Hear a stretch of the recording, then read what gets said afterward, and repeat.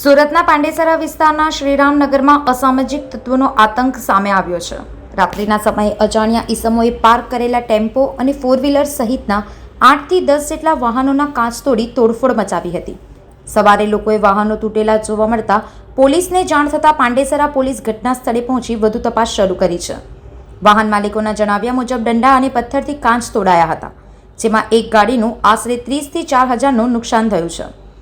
સોસાયટીના રહેવાસીઓએ તંત્રને અપીલ કરી છે કે આવા અસામાજિક તત્વોને ઝડપીને કડક સજા આપવામાં આવે। પ્લોટ નંબર 22 શ્રીરામનગરમાં મેં રહું છું અને રોજિંદા મુજબ એટલે સવારે નોકરી પરથી આવીને પછી ગાડી પાર્ક કરું છું।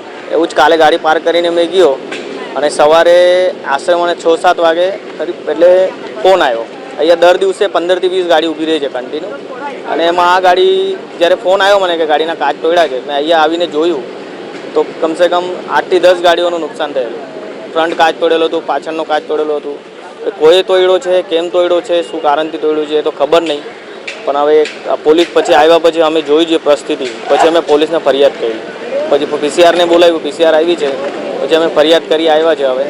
હવે જોઈશું આગળ શું ખબર પડે। એ દંડોથી પછી પથ્થરથી મારીને, ઈંટ મારીને એવી રીતે તોડ્યા છે, અને ફ્રન્ટ કાચ છે, પાછળના બી કાચ છે, સાઈડ ગ્લાसेस છે, એવા બહુ બધું નુકસાન થયું છે।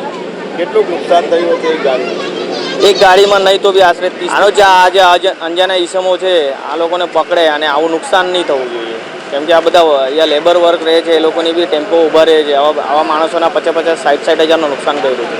એ જ આશા રાખી છે પ્રશાસન પાસે કે આવા ઈસમોને પકડીને આવા લોકોને કડીથી કરી શકે।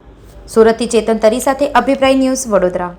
વધુ સમાચાર જોવા માટે અમારી YouTube ચેનલને સબસ્ક્રાઇબ કરો અને જોડાયેલા રહો ફેસબુક, ઇન્સ્ટાગ્રામ અને ટ્વિટર પર।